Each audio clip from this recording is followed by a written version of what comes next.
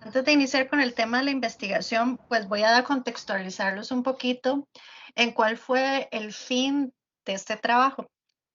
Bueno, como ven, yo trabajo en los museos del Banco Central y soy la investigadora y curadora del museo y parte de las actividades que me toca hacer son procesos de investigación que se tardan de 1 a 2 años, justamente para parte de ampliar los conocimientos de investigación sobre temas afines, también generar una divulgación sobre estos temas que se enlacen, ojalá, con el presente, que ya vamos a hablar un poquito de esto después de que toquemos los temas de la investigación.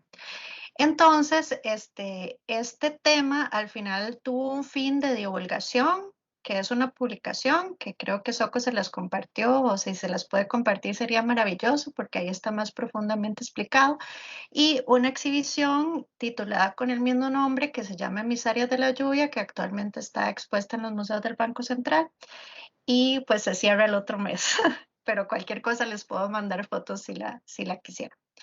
Este proyecto de investigación fue desarrollado por mí y por una herpetóloga, bióloga, especialista, herpetólogas especialistas en ranas y sapos, justamente para lograr amalgamar los conocimientos arqueológicos y herpetológicos que tenían que ver con estos animales. Como sabemos, el trabajo interdisciplinario para el área de arqueología es sumamente importante, sobre todo si se toman temas tan diversos como en este caso, que es la zooarqueología. En el caso de Costa Rica, nosotros no tenemos ramas o áreas que se especialicen específicamente en esto, como por decir arqueología o metalurgia específicamente, sino que nosotros vamos generando nuestros propios conocimientos a partir de los procesos de investigación, las participaciones en proyectos y pues todo lo que vamos generando con estas colaboraciones con personas de otras áreas.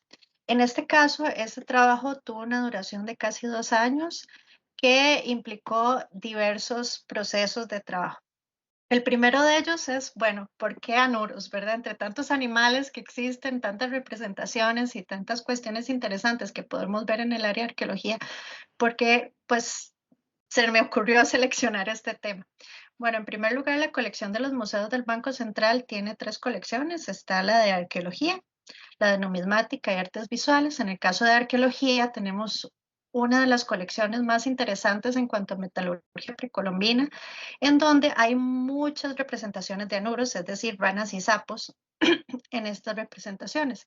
Sin embargo, hasta el momento no se había logrado profundizar en su papel, sobre todo porque parte de estos objetos pues no tienen contexto arqueológico. Entonces había que profundizar mucho más en aquellos que sí tenían contexto, en piezas que eran similares, que habían aparecido en contextos o generar otros trabajos afines para lograr entender esas colecciones. Que esa es una de las objetivos o por decir, retos que tenemos los que trabajamos con colecciones en los museos, porque muchas de ellas no presentan contextos.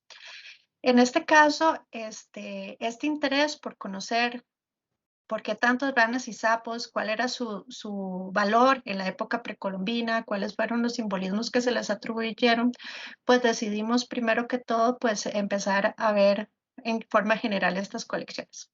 Son diversas los materiales en que fueron representados y los pudimos encontrar en las tres regiones arqueológicas del país, que ya vamos a hablar un poquito de las regiones, a pesar de que yo sé que las otras charlas ya tuvieron la oportunidad de conocer un poco de la arqueología de Costa Rica. Luego, como sabemos, hay muy pocos estudios en el tema. Existen menciones de informes, por ejemplo, en procesos de excavación en las cuales se encontraban y los arqueólogos decían, pues, bueno, cuál era la posible relación que tenía este animal con la excavación, simbolismo, etcétera, pero de forma muy general no existía como un proceso, un proyecto que estuviera relacionado justamente con estos animales. Y por supuesto, pues conocer la relación mitológica y simbólica entre las diversas culturas y estas representaciones. En el caso de Costa Rica no tenemos textos escritos, como ya han visto en las otras charlas, no tenemos códices o otros materiales. Lo que tenemos pues son las citas históricas de los colonos y pues nuestro resabio etnográfico con los pueblos indígenas actuales. Entonces eso es lo que nosotros utilizamos más que todo para lograr comprender un poquito más a raíz de lo que conocemos con el contexto arqueológico, el simbolismo de estos animales en este caso específico. Entonces la parte mitológica es muy importante para nosotros. Y por supuesto, para poder iniciar la parte arqueológica era importante conocer la parte biológica de estos animales, qué es lo que los diferencia, cuántas especies hay, cuáles están en Costa Rica, en qué regiones, en qué lugares, cómo puedo diferenciar una rana de un sapo, si veo uno de estos animales en una vasija, puedo saber la especie o no la puedo saber. Entonces, pues conocer un poco de la taxonomía de esto también de estos animales también nos ayuda a conocer un poquito más de los estados de degradación o de declive que han tenido también en los últimos años, lo cual amplía un poco el trabajo de investigación en la parte de divulgación que tenemos también en el museo. Y por supuesto, visto enriquecido desde una parte interdisciplinaria. El trabajo en sí abarcó la revisión de 3 colecciones, sin tomar en cuenta las colecciones privadas que sí están reconocidas por ley y todas aquellas publicaciones en las cuales se ha incluido alguna imagen de estas piezas que también retomamos, que fueron muchísimas, pero en total revisamos más de 400 piezas entre la colección de los museos del Banco Central, la colección del Museo del Jade y la Cultura Precolombina, que es el que está bajo a la izquierda, y el amarillito del Museo Nacional de Costa Rica, que como ya vieron con las charlas de Daniela, pues es por ley el que recibe todos aquellos objetos que se retoman de excavaciones arqueológicas o de decomisos o entre otros. Entonces son muchísimos objetos los cuales pudimos analizar, muchos de ellos por dicha con contexto arqueológico, revisamos informes de excavación y muchísima información que al final pudimos recopilar para poder conocer un poco más sobre estos animales. Entonces, para iniciar, vamos a iniciar con la parte biológica, que fue sumamente importante. Primero que todo, había que entender un poco cuál era la relación entre estos animales y el mundo en el que vivimos, ¿verdad? Para conocer cuáles eran los ambientes en los cuales en la época precolombina pudieron haber convivido con estos animales. En la parte biológica podemos entender algo muy significativo que viene desde los inicios de la creación de este grupo, que fue el primero del que brotaron 4 patas y salieron del agua a tierra firme. Son de los pocos animales que pueden vivir tanto en el agua como en la tierra, lo cual es un dato que también sirve muchísimo para después comprender la parte etnográfica y por lo tanto la representación de los objetos arqueológicos. El origen, pues, son de hace 370 mil millones de años y por supuesto se fueron diversificando en estas 3 familias que podemos ver aquí, que son la poda, la urodela y la nura. Por eso es que les llamamos anuros. La más grande de estas son los ranas y los sapos, que es un 90% de las familias. Lo interesante es que a pesar de que estuvimos viendo solamente representaciones de ranas y sapos o anuros, también pudimos ver que existen en la época precolombina representaciones de salamandras y algunos animales que inclusive podrían ser cecilias. Sin embargo, esto habría que investigarlo muchísimo más y verlo ya con un profesional en el área que pudiera identificar esto, porque se pueden confundir muchísimo con serpientes o otros animales como lombrices, etcétera. En sí, una de las preguntas interesantes y que yo creo que también fue un reto desde la parte arqueológica, porque bueno, uno tiene todo el conocimiento de la parte arqueológica, pero la parte biológica, en este tema específicamente, pues yo apenas estaba entrando en la parte de los anfibios y la primera pregunta que me hice fue, ¿cuál es la diferencia entre una rana y un sapo? ¿Verdad? Y esta diferencia fue primordial a la hora de hacer la clasificación y la representación de las piezas que desarrollamos. Y la diferencia en sí es que, bueno, la básica es que los sapos presentan una glándula detrás de las orejas, atrás del ojo, digamos, entre la oreja y el ojo, en la cual depositan sus venenos, mientras que las ranas no lo presentan. Las ranas pueden tener algunos sacos, pero no están ubicados en la misma, detrás del ojo, podrían estar en alguna parte del cuerpo. Normalmente lo que ellos hacen es que los alimentos que comen extraen de ahí los venenos y los expulsan por la piel y ese es su medio de defensa que tienen con los medios ambientes. Entonces, ahí podríamos diferenciar un marcador muy clave para poder ver en piezas arqueológicas cuándo eran representaciones de ranas y cuándo de sapos. Obviamente que hay otras diferencias, pero más sutiles, como por ejemplo la forma de las patas. Las ranas normalmente suelen tener estos dedos alargados y las almohadillas redondeadas. Las ranas es muy difícil que tengan estas formas de las patas, son más cuadradas y alargadas. Las formas de las patas traseras de las ranas, normalmente el cuerpo es más estilizado, las patas son más en bloque, por decirlo así, son más alargadas, y tienen pues una composición fenotípica diferente. Otra de las cosas interesantes es que tienen las ranas una rayita en el ojo, que normalmente es en posición horizontal, cosa que no presentan los sapos. Entonces, al saber todas estas montón de detalles, eran las primeras pautas para poder ir a los objetos y poder establecer algunas condiciones que nos podían ayudar a diferenciar estos artefactos. En sí, después de la revisión de los objetos arqueológicos, este es pues un árbol de las especies de anuros que se encuentran en Costa Rica. Los que están marcados de color grisito son aquellos que pudimos encontrar en piezas arqueológicas. Y sí, eso quiere decir que en las piezas que vimos tenían tanto detalle que inclusive pudimos diferenciar algunas familias y especies de anuros, lo cual, por supuesto, nos habla de este nivel de detalle que tenían los pueblos precolombinos a la hora de desarrollar estos objetos y poder, pues, ejemplificar de una forma más detallada los ambientes con los que convivían, porque a la hora de saber que hay una especie específica que están representando, también podemos conocer que esta especie tal vez tenía un tipo de ambiente específico. Por ejemplo, algunas de ellas solo viven en altitudes mayores de 300 metros sobre el nivel del mar, algunos 1500 metros sobre el nivel del mar.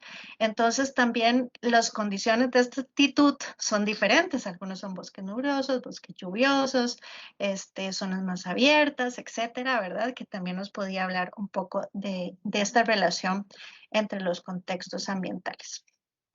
Entonces, después de la revisión pudimos encontrar variedad de representaciones. Pero por supuesto, la biogeografía y el vínculo cultural fue muy importante y fue una de las cuestiones más significativas que pudimos encontrar a lo largo de la investigación. Como ven en el mapa de la izquierda, que el que tiene color azul, podemos ver las tres regiones arqueológicas del país. La que está pues en la parte norte es la región Gran Nicoya, en el Pacífico Norte de Costa Rica. En el centro, pues tenemos la región central y Caribe y las llanuras del norte. Y en la parte de abajo, pegando con Panamá, la zona sur, tenemos la subregión Gran Tiquis.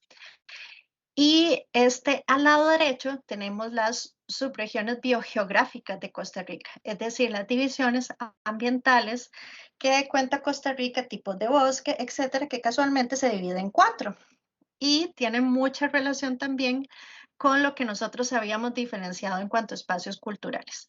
Podemos ver en la partecita como más roja, tenemos pues las llanuras de la parte noroeste, en el centro está dividida en dos regiones, que da igual, la región Caribe y Central y pues la Pacífica Sur.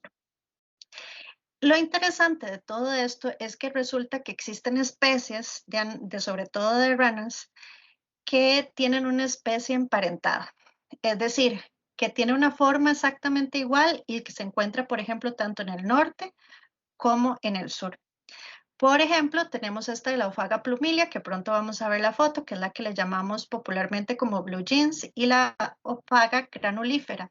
La plumilia solamente se encuentra en el Caribe central de Costa Rica y la granulífera en el Pacífico Sur. Entonces, a la hora de representar o de poder diferenciar cuáles eran las especies que estaban en los objetos, lo primero que valoramos era cuál era la región a la cual pertenecía el objeto.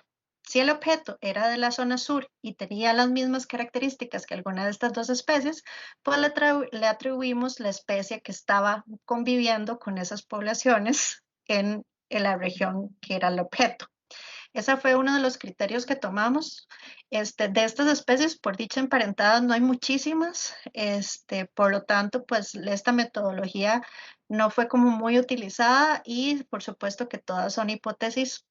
Sin embargo, a la hora de ver las representaciones en objetos, ya van a poder ver que la similitud es asombrosa porque no solamente representaron la forma del cuerpo o, por ejemplo, la forma del dedito, que a veces uno de los marcadores que diferencia una especie puede ser que tenga el dedo más redondito, cuadrado, que eso pues lo puede ver la bióloga. Y con esto pues perfectamente se puede identificar inclusive con la piel, las coloraciones de la piel. A veces tienen la misma forma, pero en el sur o en el norte tienen otras coloraciones. Y en la época precolombina también, a partir de los materiales utilizados y pues la pintura y otras aplicaciones también pudieron representar eso. También existen especies que se encuentran en una sola región. Por lo tanto, para la parte arqueológica fue muchísimo más fácil representar esta, como la Rhinoris dorsalis, que está en el Pacífico Norte, la cual encontramos en piezas de jade, que solamente se encuentra en el Pacífico Norte de Costa Rica. La Gachisanae, que es de la región central, que es una especie que actualmente está en peligro de extinción, pues esta también solamente se encontraban en piezas que eran de la región central de Costa Rica. Y hay especies que por supuesto se encuentran a lo largo del país, como la Rhinella horribilis, que es el sapo común, que es el que conocemos actualmente, y varias que están enlistadas en la parte de abajo si las quieren conocer. Entonces, a partir de esta diferenciación espacial, esta pequeña definición de las especies, en dónde se ubican, si están emparentadas o no, si son únicas de una región, fue que pudimos establecer los criterios metodológicos para poder diferenciar un poco cuál especie correspondía a cuál pieza y en qué región. Lo interesante es que encontramos una correspondencia entre las especies que solamente viven en una región y la representación en objetos solamente aparecía en esa región. Entonces aquí otra vez fortalecemos nuestra hipótesis inicial de que, por supuesto, la relación del entorno con las personas, con los seres humanos en la época precolombina era muy fuerte y esto, por supuesto, fue representado en piezas arqueológicas únicas, casi de origen local, porque las ranas y los sapos también eran de origen local y podemos entender un poco esta cosmovisión. Una de las cosas interesantes, que también lo vamos a ver a modo de conclusiones, pero se los vamos a adelantar, es que las épocas de lluvia en las diferentes regiones arqueológicas también tuvieron alguna relación con la frecuencia de las representaciones de las piezas arqueológicas en las regiones arqueológicas. ¿A qué me refiero con esto? Por ejemplo, en el Caribe, en la región Caribe, normalmente y central, normalmente podemos encontrar lluvias la mayor parte del año, no todo el año, pero la mayor parte del año. En el Pacífico Norte es más escaso, al igual que en el sur. Y la representación de objetos fue mayor y más frecuente en el Caribe Central, es decir, en los lugares donde encontrábamos mayor frecuencia de lluvias. ¿Qué es lo que quiere decir esto en términos ambientales? Que podíamos ver esos animales a lo largo de casi todo el año, inclusive, sin embargo, en las otras regiones arqueológicas no. Y esto también se encontró representado en la frecuencia de objetos, como les comentaba. La mayor parte de los objetos eran representaciones de la región central de Costa Rica. Esta fue pues una de las cuestiones que también nos ayudó a justificar esta relación entre la biología y la arqueología y la importancia de poder desarrollar análisis interpretativos con otras personas de otras áreas, debido a que, por ejemplo, esta información biológica yo no lo hubiera tenido a mano si no hubiera trabajado con una bióloga, a pesar de que tuviera conocimientos mayores en herpetología o zooarqueología en este sentido. Hay cuestiones que solamente un experto que está trabajando con estas especies todos los días, con los anuros, con otros animales, puede verlo a la hora de identificar las piezas y esto nos ayuda a ampliar los mecanismos de investigación. Como ven, estos hallazgos pues son la primera vez que se pueden representar, que se pueden decir en términos de las investigaciones en este tema en Costa Rica. Aunque por supuesto, pues lo sabemos, ¿verdad? Es normal, uno puede decir, claro, es muy obvio, yo veo mucho, veo este animal y lo represento más en piezas. Sin embargo, no habíamos podido pues analizar una muestra la cual nos dijera que en efecto esa hipótesis que teníamos era verdadera. Entonces, pues este fue uno de los detalles muy interesantes y este vínculo. En los artefactos pudimos encontrar diferentes representaciones. Primero, cuestiones muy realistas, realistas entre comillas, porque por supuesto, si vemos la palabra realismo en términos de arte, es una cuestión más detallada, ¿verdad? En arqueología es muy difícil que nosotros hablemos de realismo en sí como lo puede visualizar una persona, pero sí tomamos esta palabra realista para aquellas piezas que sí querían tener una fiel representación de estos animales o lo más cercano posible, como por ejemplo estas dos que ven de primero en la presentación. En este caso, ambas presentan la forma de los ojos, la forma de las patas, las texturas de la piel, las formas de las dedos, sugestión a las decoraciones que tenían en la espalda, ¿verdad? O en la piel. Y lo cual era indiscutible que inclusive con estas podíamos diferenciar o familias o inclusive especies en algunos de los casos. Podíamos encontrar síntesis, como por ejemplo este acercamiento, esta vasija, que lástima que no pude poner la pieza original, está en el libro, cualquier cosa, la entera. Que esta es una pieza de contexto arqueológico que se encontró en el Pacífico Sur de Costa Rica, en la cual podemos ver muy bien esta representación de la relación entre el agua y los anuros. En este caso está el anuro como nadando. Se ve como una representación en zigzag que nosotros le suponemos que podría ser como agua, o un arroyo o algo así, y se puede ver cómo el anuro está en una posición de nado, lo cual es muy interesante porque no solamente estamos hablando de una representación tal cual, sino una composición de un paisaje que también se está representando en los artefactos. Pudimos ver elementos fusionados, en el caso de estas dos piezas, una de la región central de Costa Rica y la otra es del Pacífico Norte de Costa Rica, en donde podíamos ver animales fusionados y lo más interesante de esto es que muchos de ellos eran sapos con dientes. En términos biológicos, no existe una especie que tenga dientes. Parece que hay una que está en análisis, que parece que sí tiene dientes en la parte superior, pero es una especie muy reciente que no se había registrado hasta el momento y que todavía está en tela de dudas si se reconoce como especie. Entonces no la incluimos como que los anuros ya de por sí dentro de la especie existe la presencia de dientes, aparte de que es un caso muy aislado. Aquí habría que evaluar también qué era lo que estaban viendo ellos en esos ambientes en ese momento. De pronto sí se encontraron el sapo dentado, ¿verdad? Lo cual sería muy interesante. Habría que hacer un estudio de análisis del paisaje, de paisajes antiguos. También podíamos ver fusión con otros elementos que también, otros animales que podían ser en este caso anfibios.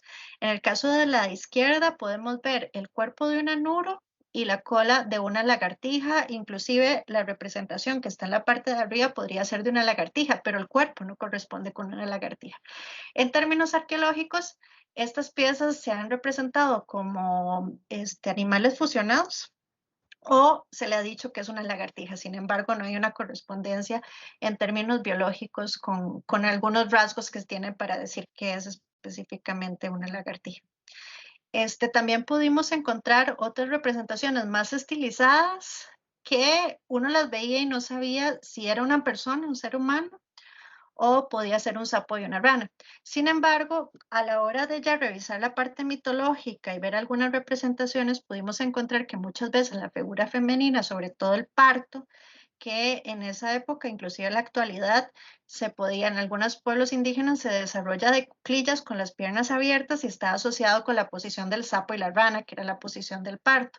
Entonces también tuvimos algunas hipótesis de que posiblemente piezas de estas formas podían más bien representar o esta concordancia entre los seres humanos, en este caso el parto y las ranas y los sapos, o específicamente los anuros. En el caso del que no tiene cabeza, es muy interesante que la forma del triángulo no solamente se repite para representar las ranas y los sapos en Costa Rica, sino también, por ejemplo, en el sur de América, hay piezas de oro en las cuales un triángulo y las patitas también es suficiente para de forma estética estilizada representar estos animales.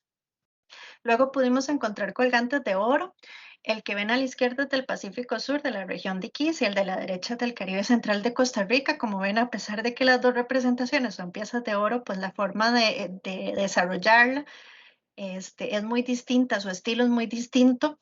En el caso de la izquierda, podemos ver un detalle más específico, como por ejemplo las patas aplanadas, la forma de los ojos, esa rayita que les decía en la primera foto que era típica de las ranas, esta las tiene presentes. Y detalles como por ejemplo la forma de las patas traseras más grandes en formas de bloque, que esto es muy característico de las ranas arborícolas y las ranas de cristal. Igual las del Caribe central, a pesar de que no tuvieran tanto detalle, la forma del cuerpo, la forma de los ojos, algunas tenían esta rayita de forma sutil en los ojos, también nos podía hablar de que, por ejemplo, el 99.9% de las colgantes de oro que encontramos eran ranas arborícolas y de cristal. Y solo hubo un sapo, que ya les voy a comentar un poco sobre esa situación. Podemos encontrar metamorfos, en este caso, pieza que es un cascabel miniatura, que de hecho el tamaño de este cascabel es de 1.5 centímetros, es el único cascabel de oro que encontramos con un renacuajo metamorfo, es decir, es un estadio de crecimiento antes de llegar a ser una rana o el sapo. Eso quiere decir que también estamos viendo las representaciones de los ciclos de la vida, que también les voy a profundizar un poquito más adelante. En este caso yo les puse una imagen en la parte de abajo de cómo es el animal antes de perder la cola. Antes de ser un sapo y una rana, pues el renacuajo le crecen las patas y luego absorbe la cola y ya queda como el animal que conocemos. En este caso, todavía presenta la cola. Este caso es único, es una pieza del Museo Nacional de Costa Rica maravillosa y creo que es una de las más representativas en este tema. También pudimos encontrar colgantes de jade como estas que vemos aquí. Perdón, antes de entrar a los colgantes de jade, les menciono que muchos de los objetos, aparte de representar al animal de forma muy realista, la forma y el tamaño también tenía coincidencia con la forma y el tamaño del animal en el ambiente, en su biología. Entonces, por ejemplo, este tamaño de 1.2, 1.5 centímetros, la especie que está representada también tiene ese tamaño en la realidad. Y esto también lo pudimos ver, por ejemplo, con los colgantes de jade. Muchas de las formas y tamaños eran similares, pero en este caso también los colores. Muchas de las Zooplaga plumilio o los blue jeans, o una de las subespecies de la blue jeans, también tienen colores verdes y estas estaban representadas en colgantes de jade. Esta rana de hueso, por ejemplo, este colgante de hueso, que también es una pieza única en la colección del Museo del Jade, la forma del cuerpo, las patas, también representaba una especie que ya se las voy a comentar lo de las especies. Y pues también en sus colores, resulta que esta especie también tiene unas rayitas como blanca, no es totalmente clara, pero también como que lo hace pensar, lo cual también nos habla de que la selección de los materiales no fue solamente porque fuera importante o porque fuera oro y quisiera representar algo, sino que también querían representar las cualidades fenotípicas que tenían estos animales en los medios ambientes. Y más escasamente, porque la mayor parte de las representaciones son en cerámica y oro seguidamente, que son las ranitas, tenemos masalíticas y metates en las cuales podíamos encontrar la parte posterior del cuerpo como el sostén del metate, del plato del metate, o masas como esta que vemos al lado izquierdo que también tiene de forma muy realista. Como un dato curioso, tenemos en la colección del Museo Nacional dos moldes que son los únicos que se han encontrado, uno en contexto arqueológico, que es y casualmente pues tiene la forma de una de estas ranitas de oro que vemos representadas en algunos de los objetos. Ahora, a la hora de analizar estas representaciones en términos arqueológicos, pudimos detectar algunas situaciones que hemos visto en los informes y a partir de la investigación pudimos desarrollar. En términos arqueológicos, cada vez que se veía esta figura, como por ejemplo, no sé si me ven el mouse, ¿me ven el mouse?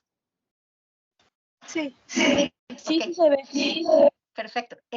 Cuando vemos esta representación que es como una espiral o una línea en la cual termina en una cabeza, en todos los informes de arqueólogos se decía forma de serpiente.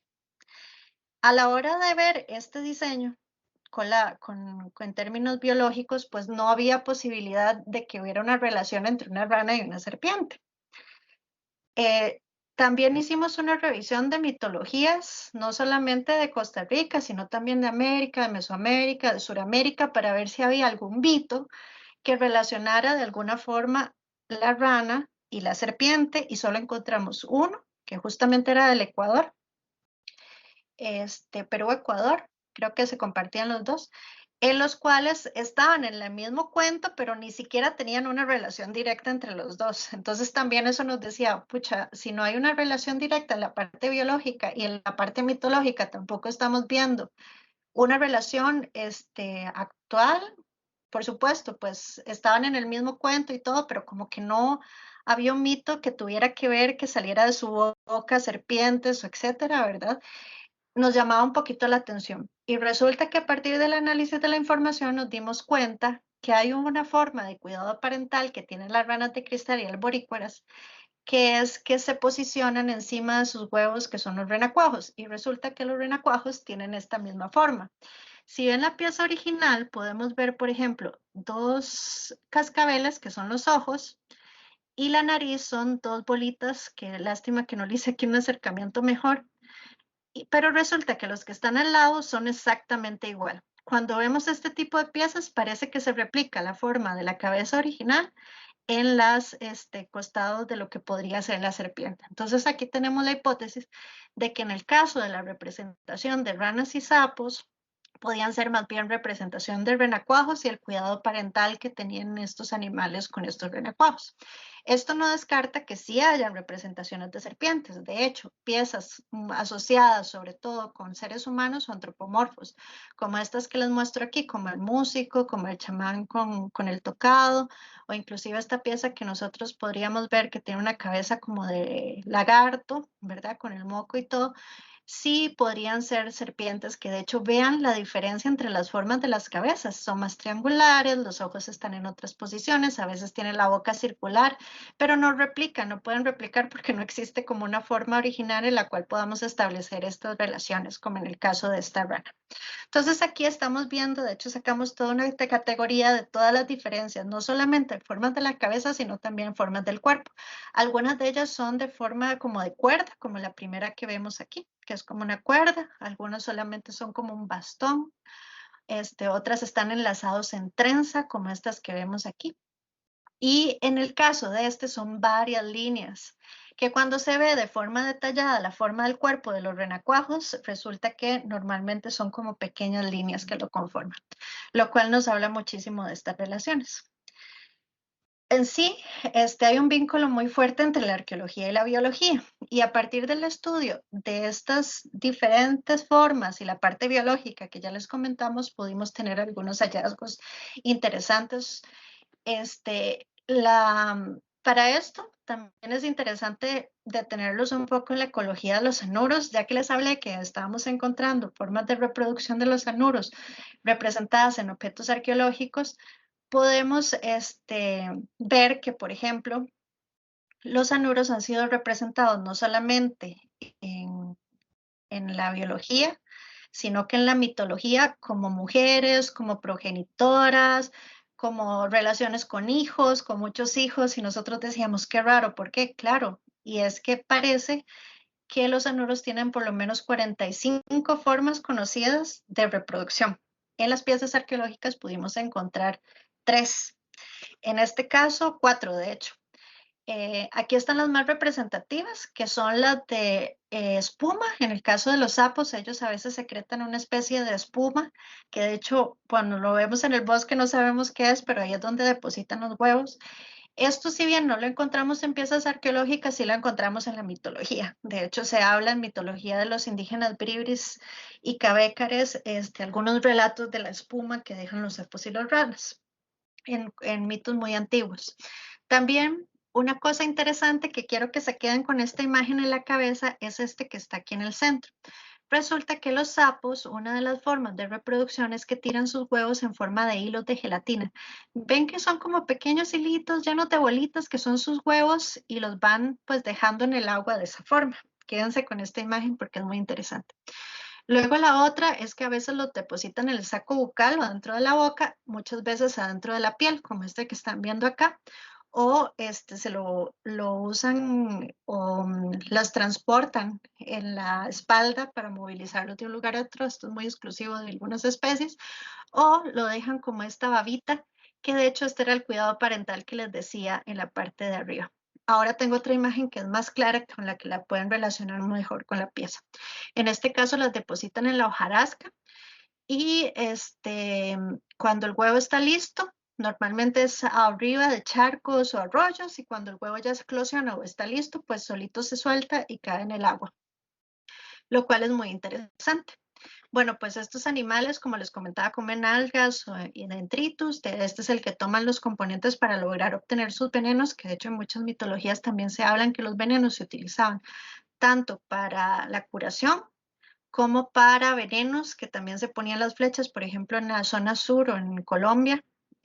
Hay muchas referencias que se utilizaban en las puntas de las flechas para cazar y cómo se sacaba pues este veneno de los sapos específicamente. Estos pues ayudan a controlar las plagas, han desarrollado un sinfín de adaptaciones como estas que estamos viendo, y los patrones de color de la piel y camuflado también fue representado en las piezas arqueológicas. Y por supuesto que los venenos en la piel y en todo esto, a pesar de que no lo podemos ver en los objetos tal cual, sabemos que es un rasgo muy característico y muy interesante que las pudo haber hecho también animales valiosos a la hora de incluirlos en su mitología. Pues resulta que esta pieza de acá, ¿se acuerdan de estas líneas de huevos o los hilos de huevos? Nosotros estábamos viendo esta representación muy comúnmente y no sabíamos qué era. De hecho, normalmente nos encontramos en algunos informes en donde sí decía que era una representación de Anoro, porque se veía claramente que podía ser una rana o un sapo, pero estas cuestiones que estaban al lado se decía que eran decoraciones, cuestiones decorativas. Pues a la luz de la información nos dimos cuenta que no eran solo cuestiones decorativas, sino que era una representación de la expulsión de los hilos de gelatina a la hora de la reproducción. Hay vasijas de este estilo, montones, repletas, algunas de ellas como esta, en donde se ve el hilo inclusive que le sale de la cloaca es de donde salen los huevos, la parte de atrás del sapo o la rana, en este caso sapo, porque solo los sapos tienen este tipo de reproducción. Entonces, a pesar de que de pronto no sabíamos cuál era la representación que estaba estilizada con solo que estuvieran estos hilos, ya sabíamos que era un sapo.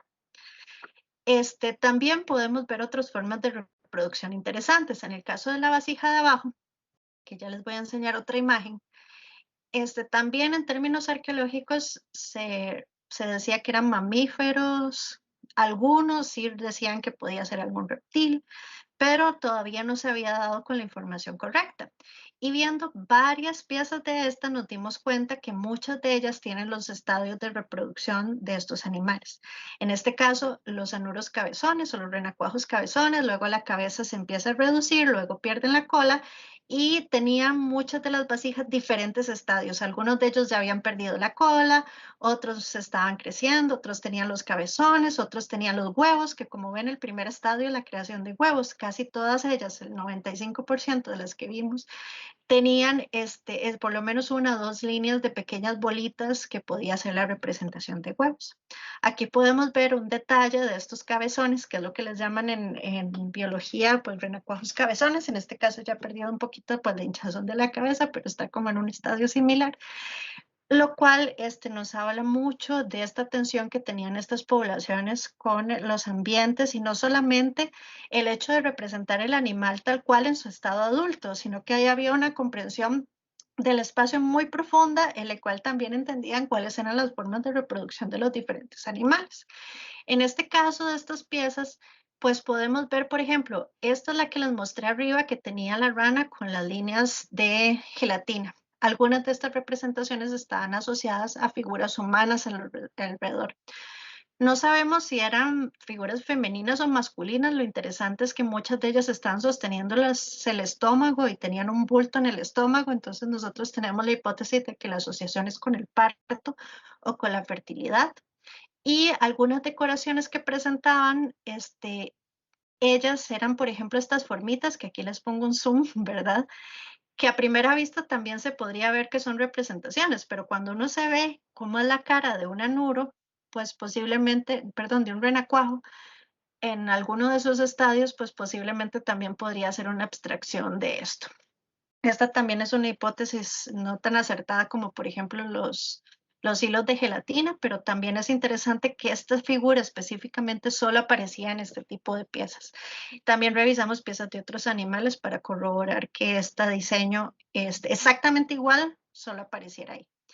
En el caso de estos estadios de reproducción, aquí podemos ver algunos que tomamos en laboratorios para poder pues, ver cuáles eran los grados de los estadios, para poderlos comparar con las piezas arqueológicas. Y aquí podemos ver los renacuajos.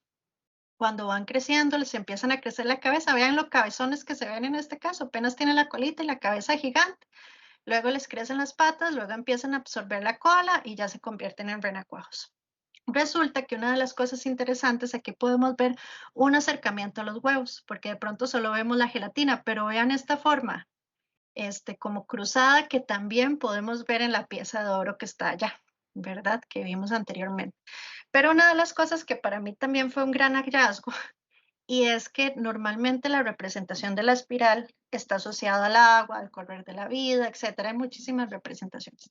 Y estábamos viendo algunas de ellas, como por ejemplo en estas dos piezas de jade, que son del Museo del Jade y la cultura precolombina. Esta de arriba, que lastimosamente no le puse el zoom, tenía una espiral en esta parte del cuerpo.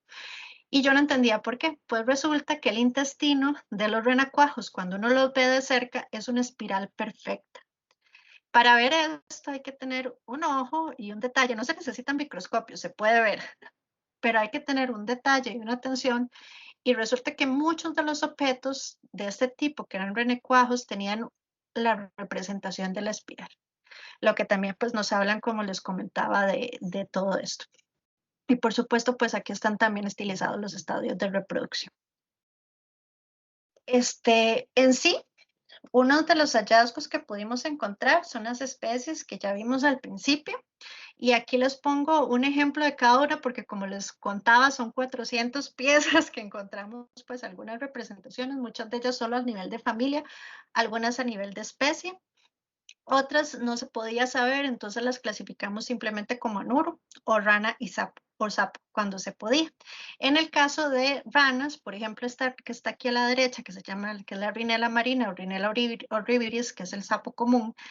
Aquí podíamos ver, por ejemplo, la representación de estas bolsas que tenían detrás de los ojos, que solamente se encontraban en las piezas arqueológicas con representaciones de sapos. Es decir, que ellos conocían la morfología que tenían estos animales. Aquí pueden ver la contraposición de la pieza.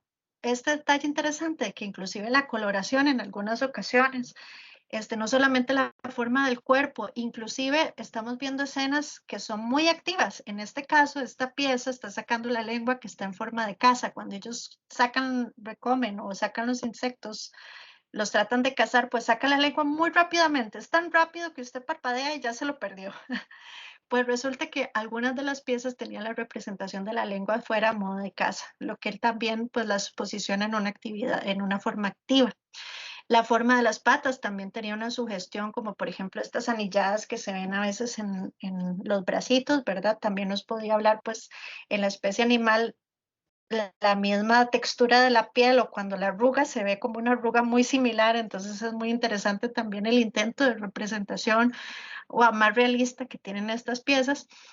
En este caso, esta especie, que es el Claugastor taurus, es una especie que solamente se encuentra en el Pacífico Sur de Costa Rica, y esta pieza que vemos a la izquierda, que es de un tipo llamado Tarragó galleta o San Miguel galleta, solamente se encuentra en el Pacífico Sur de Costa Rica, a pesar de que la manufactura sí es un poquito más panregional. Pues resulta que estas piezas se han relacionado mucho con los diseños de las piezas de oro, justamente porque tienen, es como una preforma, digámoslo así, entre comillas, de lo que podría ser la pieza de oro, lo que nos habla también de que comparten la región arqueológica, comparten el periodo. Es posible que también hayan tratado de representar esta estilización no solamente en piezas de oro, y en este es un ejemplo de ella. En este caso podemos ver la raya del ojo que les comentaba al principio. Con solo que uno sepa que esta raya solo existe en las ranas, pues ya uno por lo menos ya sabe que es una rana. Con solo que uno sepa que estas bolsas solo existen en los sapos, uno ve la bolsa y ya sabe que es un sapo. Y eso ya es un gran acercamiento, porque resulta que, a pesar de que solo revisamos colecciones de Costa Rica, yo también pedí bases de datos, por ejemplo, el Museo del Oro de Colombia, y las bases de datos de ellos todos venían como sapos y muchos de ellos eran ranas. lo más correcto es decir anuro si uno no sabe, pero también es una cuestión que uno como arqueólogo en términos generales es interesante y es importante pues saber las generalidades de algunas especies para no caer a la hora de clasificar en esos problemas que pueden ser inclusive incorrectos y es algo que inclusive yo también estaba ejerciendo hasta que pude profundizar un poco más en esta investigación. En este caso, podemos ver esta rayita que les contaba, se ve perfectamente la raya que tiene detrás de la espalda y vean la posición de las piernas traseras. Piezas como esta, pues, sí pudimos diferenciar pues, las especies. Este es el Clagastrus filleri. En este caso, como les contaba que habían dos especies emparentadas, algunas de estas piezas no tenían contexto arqueológico. Cuando no tenían contexto arqueológico, pues es muy difícil saber si era del norte, si era del sur. Obviamente que si hay piezas similares hechas en huesos, o etcétera, uno puede suponer más o menos de la región en donde viene, pero como no tenemos el contexto específico, siempre sigue siendo una suposición. Entonces, en este caso, pues tomamos la metodología de poner una o la especie emparentada para no decir específicamente de forma tajante que decíamos que era esta especie. En este caso, como la Claugastrur y la Leptodactylius, por eso es que pueden ver dos nombres en este caso. Ahí se ve perfectamente la posición del cuerpo levantado, cosa que por cierto no estoy segura que no han visto en las otras piezas que les he mostrado, la forma de las patas hacia adentro y la curvatura de las piernas hacia atrás y la forma de los ojos. Resulta que, bueno, como esta foto es muy pequeña, también tiene un diseño como de una línea que tiene en la parte de la espalda, en la espalda atrás, que también tiene la especie original. Aquí estamos hablando de tratar de tomar esos elementos que diferencian a las especies y tratarlas de aplicar en las piezas arqueológicas y sintetizarlas de una forma maravillosa. En este caso, en el de las ranas de cristal o de la familia Centrolidae o Ilidae, que son las ranas de cristal o de arborícolas, que son las Ilidae, esto es lo que yo les comentaba sobre el cuidado parental. Vean la forma de los huevos, que son como curvaturas con la cabeza, y los renacuajos se posicionan normalmente encima y pues esta es la posición que estamos encontrando muy similar en las piezas arqueológicas, lo cual es interesante. Claro, algunas de ellas sí encontramos como una figurita de una cabeza humana que está en la parte de adentro, pero todavía no pudimos pues diferenciar bien cuál era su simbolismo. Sin embargo, a partir de la forma del cuerpo, la forma de las cabezas, este cuidado parental, pues pudimos tener algunas hipótesis al respecto. Este es el sapo que les comentaba que es el único que encontramos en todas las colecciones que revisamos que era de oro, el único sapo de oro. Todas las demás eran ranas arborícolas o de cristal. ¿Y cómo supimos que era un sapo? Bueno, la forma del cuerpo es totalmente diferente, por ejemplo, a esta pieza que está aquí o a esta pieza que está aquí, que son las representaciones más comunes que se encuentran de esa especie. La forma también de la manufactura del metal para mí es muy, lamentablemente esta pieza tampoco tenía contexto arqueológico, las otras por lo menos vienen en la región, estas dos, esta y la de hueso no, pero la forma de manufactura, el uso un poco más del cobre y otros detalles a mí me hace pensar que esta pieza podría ser de la región central o del Pacífico Norte de Costa Rica, no del Pacífico Sur. Con esta información pudimos sacar a partir de los detalles que tiene la pieza, como por ejemplo, vean la coronilla que tiene arriba, la forma de los ojos, la forma de la nariz, que podían ser dos especies. Nosotros nos tiramos un poquito más, que es esta que se llama Illyrius luikeni, que es una especie de sapo que solamente se encuentra en Guanacaste y sale de forma explosiva una vez al año. Resulta que cuando está en proceso de reproducción, este animal cambia la coloración de su cuerpo a color amarillo, lo cual no se explica el por qué podría haber estado representado en oro y ser el único sapo representado en oro en las piezas arqueológicas. Y es la única especie que cambia a color amarillo. Obviamente hay especies que cambian de coloración, pero ningún amarillo, ningún sapo color amarillo como este. No solamente el color de la pieza, sino también, como les comentaba, los ojos, los detalles de las piernas, los brazos, tienen los dedos más cuadrados y la pieza tiene los dedos más cuadrados. La otra hipótesis que teníamos era el desaparecido sapo dorado. Sin embargo, como no sabíamos específicamente la región arqueológica, decidimos como tornarnos con el sapo, aparece un poquito más, no es, solo aparece en una región, pero es un poquitito más común. El otro ya sí es como muy ilusorio tal vez pensar que podía ser el sapo desaparecido. Si hubiéramos tenido específicamente el contexto arqueológico de la pieza, posiblemente lo hubiéramos podido enlazar con el sapo dorado. Sin embargo, pues esta es nuestra hipótesis en el momento. Aquí tenemos dos imágenes porque este es el sapo en su modo normal, ¿verdad? De un día normal. Y cuando tiene esta explosión de reproducción, pues esta es la coloración que cambia la piel. Otra de las cuestiones que también les comentaba que tenía que ver con el tamaño, la forma y el color que se replicaba en la selección del material, podía ser también esta especie que es Dendrobates, que es como una hermana de la Blue Jeans, es una ranita pequeñita, pequeñita, y resulta que una de las características que tiene es estos diseños son manchas verduzcas, y resulta que esta especie solamente la encontramos en piezas de jade. Entonces aquí estamos todavía reforzando que el material tiene que ver también con la representación que se está haciendo. Esta Boana ruferia también la encontramos solamente en piezas de jade y vean, el tamaño es similar a la pieza original, la coloración o la selección de material también es sumamente similar. A lo mismo pasa con esta Hila Rosenbergi, la cual vean la coloración, está hecha en oro y esta pieza, esta rana normalmente tiene coloraciones cafezuzcas, amarillentas y una de las cosas que la diferencia pues es esta rayita dorsal que tiene en la parte de atrás. Esta es una especie única, muchas de estas piezas son únicas de la especie. Es decir, esta es la única que encontramos Hila Rosenbergi en toda la colección. Y luego tenemos piezas que funcionan diferentes especies de animales, como por ejemplo esta Atelopus varius, que de hecho es una especie que está en peligro de extinción.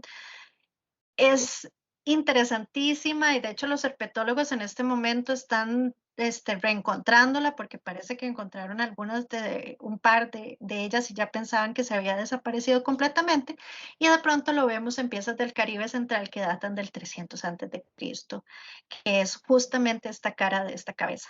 En este lado tiene un sapo, vean qué interesante, una especie específica de una rana, un sapo, y en esta parte que está el acercamiento podemos encontrar pues también un anuro pero con dientes, que eran los que les comentaba que era pues una cuestión que también nos estábamos planteando el porqué de los dientes. Y lo interesante es que no solamente se repiten en estas piezas que les comentaba, sino que los sapos y las ranas y los dientes también están en otras piezas distintas de distintas regiones, sobre todo el Pacífico Norte de Costa Rica. Este, esta que está en el centro posiblemente podría ser esta especie que vemos acá. Y es muy interesante pues ver también las características corporales. Esta es la Faga plumilia o la blue jeans. Vean qué interesante, le llamamos blue jeans porque parece que tiene unos jeans puestos de color azul. Y resulta que esta especie de rana y sapo tiene un cuidado parental muy específico. De hecho, la bióloga con la que trabajé, que se llama Jenny Stinovsky, no dije el nombre, perdón, ella trabajó específicamente con estas ranas y sapos en su tesis de maestría. Y lo interesante es que es la única especie que no solamente deja sus huevos, sino que ella deja su renacuajo, lo carga en su espalda, lo traslada a los Corasca y sabe específicamente dónde dejó sus renacuajos y los está moviendo cada cierto tiempo para cuidarlos, para ver cómo va su crecimiento. Es decir, es como la madre, legítimamente una madre cuidadora de sus especies. Pues resulta que encontramos piezas en las cuales en este caso tienen como un huevo en la cabeza, en esta parte de aquí. Aquí no se ve claramente, pero aquí está su cabeza y tienen siempre una bola en la espalda y nos llamaba muchísimo la atención y parecía, bueno, nuestra hipótesis es que podría ser una representación de este cuidado parental.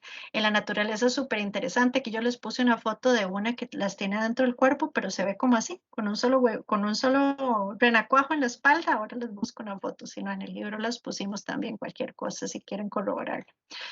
Y es muy interesante, estas son piezas también del Caribe Central de Costa Rica, que son contextos en los cuales también viven estos animales. Vean también que de pronto aquí se utilizó decoración de ruleta de concha, que también podía asimilar pues estos pequeños puntitos que ya tienen en la piel de estos animales. Cabe aclarar que este animal tiene como 1 centímetro de tamaño, es chiquititito y es hermoso, ¿verdad? En la pieza pues se trató de representar también esas pequeñas minimidades que tenían estas ranas y sapos en términos biológicos. Y estas Larvinoris dorsalis, que eran las que les comentaba, que era, por ejemplo, una especie que solamente se encontraba en una región específica del país y en una altitud. Y esta la encontramos pues también en piezas de jade, que también aparecen específicamente en ciertos periodos y en una región del país, que es en el Pacífico Norte de Costa Rica.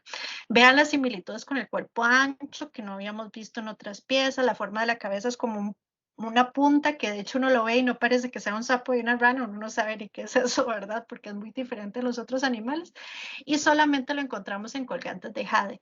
Este es un colgante, un collar que es más compuesto, ¿verdad? Son puros como bolitas y algunos diseños de jade y solamente se encontraba esta representación, este tipo de objetos que eran pues una cuenta de collar. Tenemos esta gachis anae o la gachis saltadora, que también podía estar representada tanto en cerámica como en piezas de jade. Aquí lo interesante es que la pieza de cerámica que encontramos, que solamente fue una con esta representación, vean lo realista de la figura de los ojos. En este caso la raya no es horizontal, sino que es vertical. Aquí pues también tiene la raya vertical, los dos huecos de la nariz, y en este caso fue la única de las pocas, de hecho, eran como 2 o 3 piezas que no eran solamente, uy, perdón, aquí se me movió la presentación. Ya casi la hago grande, listo. Que no solamente estaba representada de forma manual, como un modelado manual y puesta sobre la pieza, sino que en este caso estaban pintadas las formas de los dedos. Esta pieza también es del Caribe Central y una forma decorativa que también tenía en el cuello era esta forma que están viendo aquí. Estos diseños que están viendo aquí, que también lo podemos representarlo como formas de huevos o diseños de huevos, como lo que pueden ver en este caso, y por supuesto pues las piezas de jade que también podían verse pues la forma de la nariz, de las patas, etcétera, que era muy interesante, sobre todo porque también tiene alusión a los colores, a los diseños que tiene esta especie en términos biológicos. Ahora, después de haber visto toda esta información de la relación biológica, de la relación arqueológica, de las diferentes estilizaciones de las piezas, pues teníamos que darnos algunas explicaciones de por qué estaban esas representaciones. Normalmente las investigaciones que se desarrollan sí se retoman pues algunas cosmovisiones de otros pueblos, solo como para conocer cómo era que se tomaba en otras regiones. Sin embargo, en este caso a mí me pareció muy interesante que yo estaba viendo piezas de Costa Rica con estas representaciones que databan del 300 antes de Cristo al 1550 después de Cristo. Son periodos muy largos y muy grandes y muy antiguos. Y lo que estaba viendo en Mesoamérica y Suramérica era que eran piezas más bien posteriores, que de hecho databan del 700, 800 después de Cristo. A mí me pareció muy interesante y pues había que empezar a revisar un poco la parte cosmogónica, los sitios excavados en otras regiones y hacer pues una triangulación, no para comparar, porque por supuesto sabemos que las partes culturales de las diferentes regiones son totalmente diferentes, pero sí para saber si había algo que conectaba la representación. Es decir, en este caso nosotros teníamos la hipótesis de que había una relación directa entre todas las representaciones, el agua, la fecundidad y la vida. Queríamos ver si eso se repetía o cómo era que se relacionaba en otros contextos arqueológicos. En este caso, pues aquí hice una súper resumen de todo lo que vimos, que fue muchísima información, y pudimos encontrar estas representaciones y simbolismos en mitologías, en las revisiones de contextos arqueológicos, en informes, etcétera, que hablaban sobre la relación de estos animales que aparecían en contextos. En sí, la relación con el agua era la mayor que se veía en todas estas referencias que les comentaba. El agua como un medio fecundador o el fluir del agua como la vida y la muerte. Aquí es muy interesante porque se toma la idea de que la rana y el sapo es de los pocos animales que pueden vivir tanto en el agua como en la tierra. El agua normalmente está asociada a la vida y la muerte está asociada a la tierra porque es donde se entierran los cuerpos, por lo menos a partir de la mitología bíblica o algunas mitologías de grupos indígenas de Costa Rica. Entonces es muy interesante que también este personaje se utilizaba como aquel que era mediador entre la vida y la muerte, que enterraba los cuerpos, etcétera, y había un vínculo, ¿verdad? Esto se vincula también con sitios arqueológicos, altares, como por ejemplo la figura de Tlaloc, los mensajeros de la lluvia. En Costa Rica podemos ver representaciones de Tlaloc o la serpiente emplumada que aparecen en el Pacífico Norte de Costa Rica después del 800-900 después de Cristo, y muchos de ellos tienen representaciones o de lagartos o de anfibios en la parte de arriba. Bueno, parece anfibio según un par de piezas que vimos y según el criterio de la bióloga. Sin embargo, habría que ver un poquito más esto. El color verde del jade también pues está asociado con algunos mitos, como por ejemplo en México, que encontramos algunas asociaciones con el jade, con la rana y el sapo que cuidaba el agua o que era ayudante de Tlaloc en los rituales de sacrificios, como los señores de la tierra, o si no eran avisadores de las cosechas. En este caso, muchas de las referencias del sur de América hablaban a esta habilidad que tienen estos animales para cantar, que de hecho los sonidos, muchos de ellos a veces pensamos que es un ave, pero en realidad es una rana o un sapo que está cantando. Y este canto también fue representado en la mitología indígena y pues se le daba una atribución cosmogónica. También este canto tenía que ver con cambios climáticos o cambios bruscos, o avisaban si podían cosechar o no, lo cual es muy interesante porque ellos llaman la lluvia. Normalmente, por ejemplo, en Costa Rica, cuando empezamos a escuchar que estos animales cantan es que ya viene el invierno, va a llover, etcétera. Entonces, cuando uno pone mucha atención al contexto, pues se da cuenta de estos pequeños detalles, y estaban incluidos en diversas mitologías. También podemos ver dualidades como el sol y la lluvia y por supuesto el agua y el fuego. Hay relatos, el 90% eran sobre agua y lluvia. Sin embargo, por ejemplo, en pueblos indígenas malecos y también un pueblo indígena que es del Pacífico, de Panamá, que también tiene relación pues, con estos grupos, hablaba más bien de la rana como la ladrona del fuego, que tenía una relación muy directa con los seres humanos, lo cual era interesante porque era casi que el héroe cultural, el que llevaba el fuego para que ellos pudieran cocinar y ejercer varias actividades diarias, cotidianas. Y pues también es muy interesante cómo también la valoraban desde un punto de vista como héroe, ¿verdad? O como también la que robaba el rayo, a veces era el fuego y a veces era el rayo. También vemos asociaciones con la vida y la muerte, o la tierra y el inframundo. De hecho, hay algunos sitios arqueológicos en México en donde podemos encontrar o vimos algunos informes o algunas referencias de artículos en donde se veía que el ajuar, una de las puertas o perdón, la entrada a los ajuares tenía varios sapos o ranas que tenían unas falditas de color azul. De hecho, así era como estaba en el informe, y la referencia era que podía ser custodio de la entrada al inframundo, lo cual nos parece también muy interesante. Y la leyenda sobre sacrificios y, como les decían, custodios de las almas. Las espirales o el ciclo de la vida, este, por supuesto que los sitios con agua, como ya lo vieron con Marcos, normalmente pueden tener asociaciones con las espirales, no solamente porque se piensa que es el agua, sino que también tenían un uso más utilitario. Sin embargo, es muy interesante que, por ejemplo, el intestino de estos animales, que la forma de espirales o el correr del agua, por ejemplo, la rana que estaba pues nadando ahí, a veces terminaban con finalizaciones de una posible espiral o algo así. Pues esto era también muy interesante para tomar en cuenta que podía estar asociado a estos animales. En México, entre los mayas, leímos varios relatos en donde decía que sus cantos también tenía que ver con la luna, las estrellas o contar los firmamentos. También habían sus asociaciones muchísimo, muy fuertes con lo femenino y lo fecundo. Ya les comenté varias cosas con la fertilidad, el crecimiento, y lo podemos ver en las piezas arqueológicas tal cual. Eran regidas como diosas, mujeres normalmente, seguramente por esta asociación con la fertilidad, la posición del parto, lo femenino, lo anuro, que de hecho por eso es que decidimos ponerle de nombre a esta investigación emisarias en femenino de la lluvia, porque la asociación de la lluvia tiene que ver con todo esto, con la vida, con la reproducción, con lo fecundo, ¿verdad? Y pues por supuesto en los relatos también vemos el fenotipo, patas alargadas, fisionomía por castigo, los venenos de las piel como símbolos clánicos.